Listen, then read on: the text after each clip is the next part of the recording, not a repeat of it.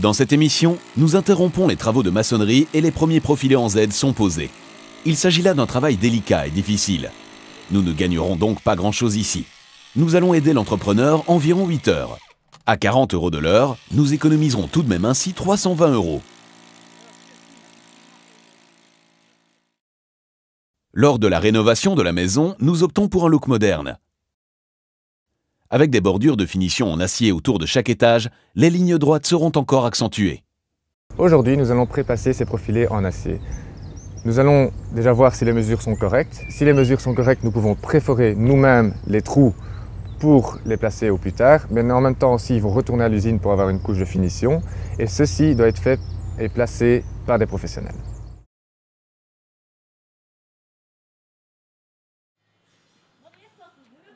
Nous voulons évidemment que nos profilés se trouvent parfaitement dans le prolongement du reste du bâtiment. Pour cela, nous avons déjà pris les mesures il y a 2 mois.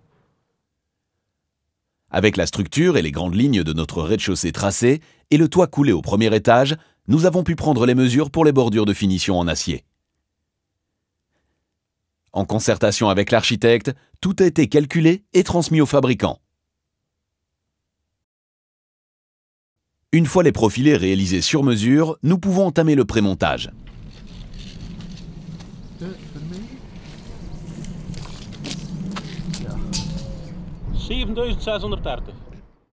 Avant de les monter réellement sur la rive de toiture, l'architecte et le fabricant étudient à nouveau les plans pour voir si tout est correct. Avec un cordeau de maçon, nous déterminons une ligne repère afin de pouvoir fixer les profilés parfaitement parallèlement au toit. Nous passons encore rapidement la brosse sur le bord du toit pour éviter que de petites pierres ou de la saleté se retrouvent sous les profilés. Les profilés ont été réalisés sur mesure dans un atelier spécialisé. Mais avant de pouvoir les laquer, il faut vérifier encore une fois si tout est parfaitement sur mesure. Un tel profilé pèse facilement 500 kg. Notre grue-tour s'avère donc ici aussi bien utile. Nous levons les profilés avec un système de serrage spécial pour plaques. Nous ne l'utiliserons pas pour la pose finale des profilés laqués car cela endommagerait la peinture. À l'aide de notre ligne repère, il est relativement facile de poser les profilés parfaitement correctement. Une fois qu'ils sont en place, le producteur d'acier préfore déjà les trous de fixation dans le toit avec un forêt à béton.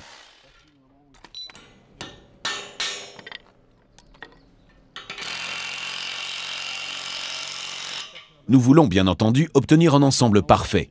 D'où l'importance de travailler très prudemment et très soigneusement au cours de cette phase de la pose. Cela ne fera qu'améliorer le résultat final. Les profilés en Z doivent leur nom à leur forme, présentant des similitudes avec la lettre Z. Ces profilés apportent un bon soutien au toit et au mur, mais sont principalement utilisés dans notre cas comme un élément décoratif.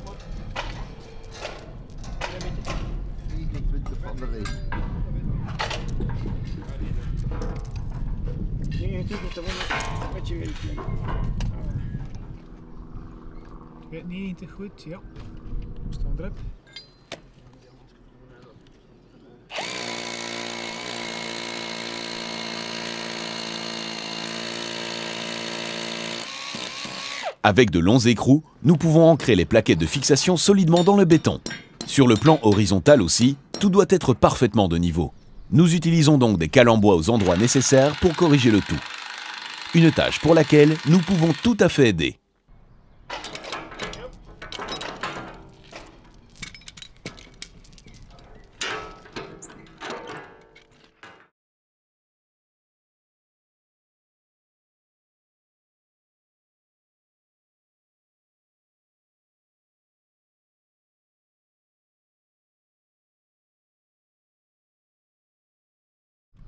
Maintenant que les bordures sont en place, nous mesurons à nouveau tout. Nous utilisons un mètre laser pour vérifier si les profilés sont parfaitement parallèles au niveau du sol fini. Les profilés ne sont pas encore complètement fixés au toit. Nous utilisons donc provisoirement quelques étais et serre-joints pour tout maintenir en place. Maintenant que nous avons contrôlé si les profilés étaient corrects et noté les adaptations nécessaires, nous pouvons à nouveau les retirer pour la finition.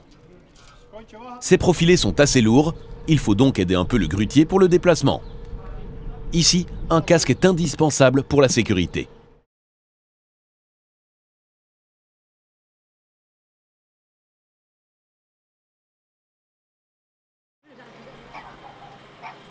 Les bordures retournent à présent à l'atelier pour la finition. Elles accentueront les étages. Et pour donner encore plus de cachet et les protéger de la rouille, elles seront peintes avec une laque en poudre noire.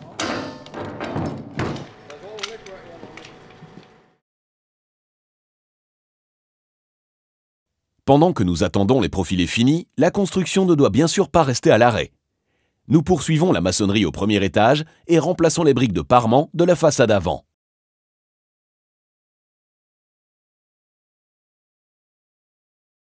Et entre-temps, le producteur d'acier se charge de la suite du traitement et de la finition de l'acier. Vous voyez que ces profilés sont à présent bien noirs. Que leur est-il arrivé? Comment a-t-on obtenu ce résultat? Les profilés ont subi différentes choses. Nous les avons tout d'abord sablés. Nous les avons sablés pour les nettoyer. Puis, nous les avons amenés à la métallisation. Ils ont donc été métallisés pour résister vraiment à toutes les conditions climatiques. Ensuite, nous avons appliqué un après. Et en dernier, une étape cruciale, nous avons appliqué une laque à 2 composants. Celle-ci a donné sa couleur à l'acier tout en lui assurant une très bonne protection. Lorsque tout sera fini, une couche supplémentaire sera peut-être encore appliquée par la suite sur les parties ouvertes et visibles. Pour fixer les profilés, nous devons d'abord poser une couche protectrice de néoprène sur le support. Nous la découpons au préalable en bandes de la bonne largeur afin que la pose soit rapide. Cette bande de caoutchouc garantit un bon raccord entre les profilés et le support en béton, réduisant ainsi les ponts thermiques. Nous posons les bandes en les faisant bien se chevaucher afin que la couche ne soit pas interrompue.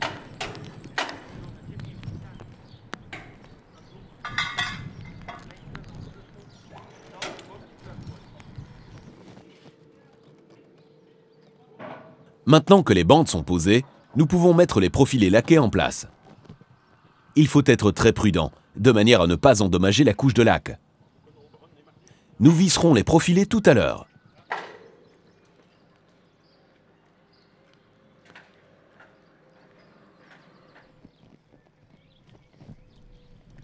Les trous de fixation dans les profilés mêmes avaient déjà été fraisés avant le laquage afin d'abîmer la couche de laque le moins possible lors de la pose.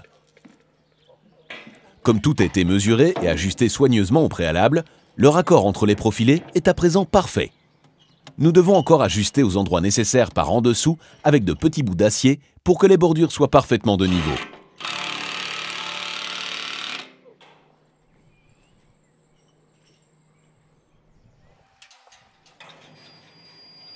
La pose définitive est à présent assez rapide grâce au long travail de préparation.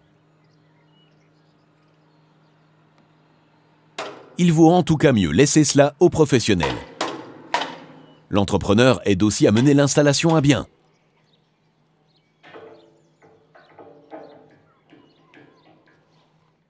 Un tel profilé est assez difficile et lourd à positionner. Une paire de mains supplémentaires ne peut donc pas faire de tort.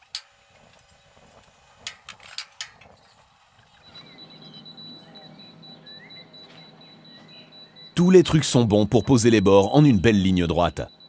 Ici, ils utilisent un serre-joint et quelques chutes de bois. Une manière simple et bon marché de serrer les profilés en une ligne droite parfaite. Une fois les bords accrochés au toit, cet étau peut évidemment être retiré.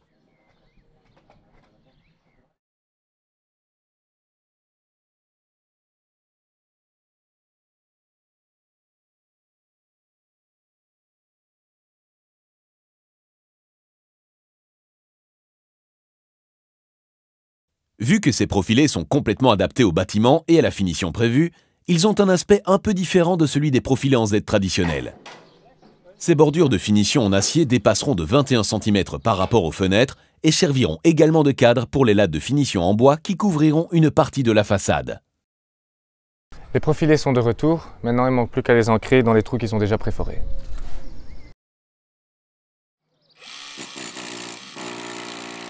En tant que bricoleur, vous pouvez tout à fait donner un coup de main pour ce travail. Les trous sont déjà positionnés. Il ne vous reste donc plus qu'à percer dans la couche de béton. Hans nous explique quelle forêt vous devez utiliser pour ça. Nous partons du trou que nous voulons réaliser. Donc si vous avez besoin d'un trou de 10 mm par exemple, pour pouvoir placer parfaitement une ancre de 10 mm ou une cheville, vous prenez le forêt de 10 mm bien sûr. Nous prenons un forêt à pierre reconnaissable à l'arête droite. Nous le fixons. Nous allons donc percer. Tout à l'heure, nous utiliserons aussi la fonction percussion. Mais d'abord, nous perçons simplement en coupant.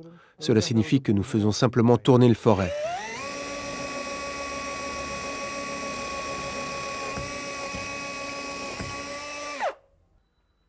Vous le voyez avec ce trou, nous avons une coupe bien nette. C'est l'une des raisons pour lesquelles on perce sans percussion, pour ne pas casser de petits bouts.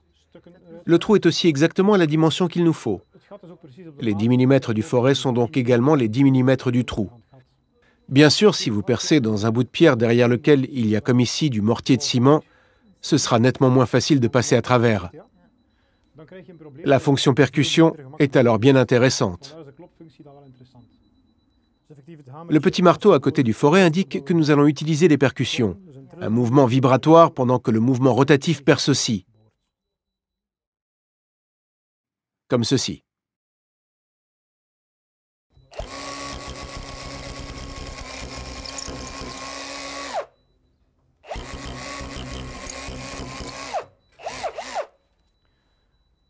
Vous avez tout d'abord pu constater qu'au démarrage, le forêt sautait. Il faut donc exercer plus de pression sur le forêt et vers le mur. Et vous voyez aussi autour du trou qu'à cause de ce mouvement, il est plus difficile de garder le forêt ou même la perceuse sous contrôle. Vous remarquez aussi que plus de bouts ont été arrachés, alors qu'ici notre trou était parfaitement rond. Donc pour la pierre, ce n'est pas un problème avec un tel forêt. Mais est-ce que cela marche aussi pour le béton? Cela marche aussi, mais il faut alors utiliser la fonction percussion.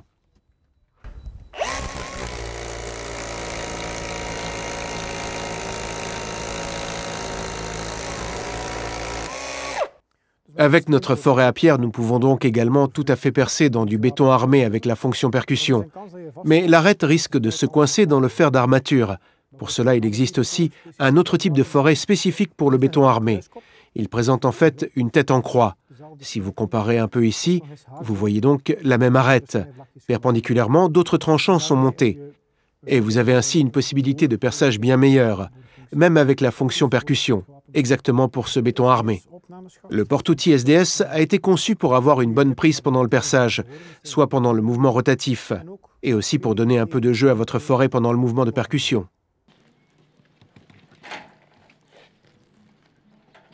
Il est conseillé ici d'utiliser un forêt à pierre pour béton armé. Et avec la fonction percussion activée, la réalisation de trous est relativement rapide. Ensuite, vous placez des boulons d'ancrage à béton dans les trous préforés et vous les mettez en place en frappant dessus avec un marteau. Vous obtiendrez ainsi un ancrage robuste dans votre béton.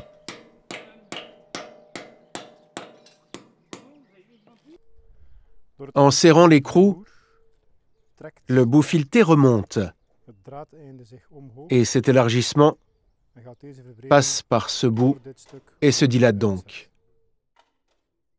Voilà le résultat. Il se serre dans le trou foré.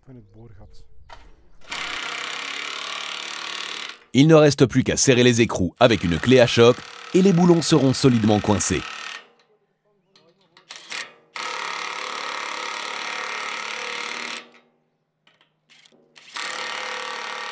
Nous pouvons donc fixer les profilés avec des boulons d'ancrage à béton. Mais il y a encore une autre option. Nous pouvons également opter pour un scellement chimique. Cela signifie que nous utilisons une tige filetée ordinaire avec une rondelle et un écrou dessus. Elle descendra dans le trou. Et le produit, le scellement chimique, fait en sorte que cette tige filetée se retrouve coincée dans le trou. Il est important pour cet ancrage que le trou soit débarrassé de la poussière. Si vous forez dans un mur horizontalement, vous pouvez utiliser une petite brosse. Il suffit de bien nettoyer le trou. Ici, nous travaillons verticalement dans le sol. Nous allons donc souffler de l'air dans le trou pour en chasser la poussière.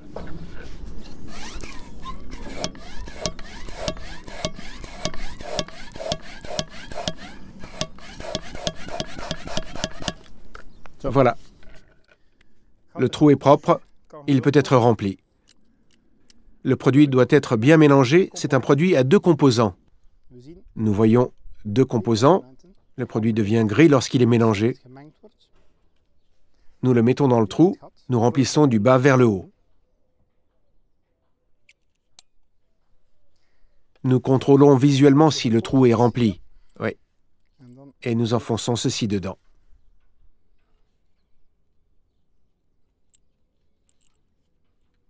Pourquoi tournez-vous? Je tourne pour que la masse se trouvant dedans ne soit pas perturbée et pour que le filet de vis soit en fait rempli au maximum.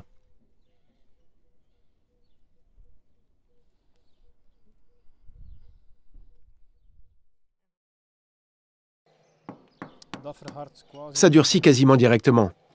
C'est chaud. Vous pouvez voir qu'ici, cela durcit déjà. Nous attendons pour serrer l'écrou que le système à 2 composants est complètement durci. Selon la température ambiante, cela peut prendre 1 à 2 heures. Le produit se mélange grâce à la spirale dans la buse. Évidemment, là où il se rejoint, le processus de durcissement commence directement. Si vous voulez bien préparer votre travail, faites en sorte que tous les trous soient déjà percés, dépoussiérés, et soyez prêts à y enfoncer directement tous les bouts filetés.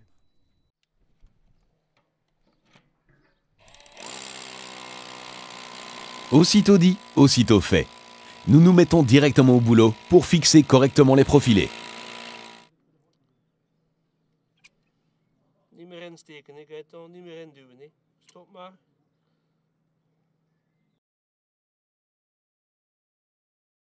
Dans cette émission, nous avons économisé 320 €. Avec le total provisoire de 27 610 €, le montant économisé s'élève à présent à 27 930 €.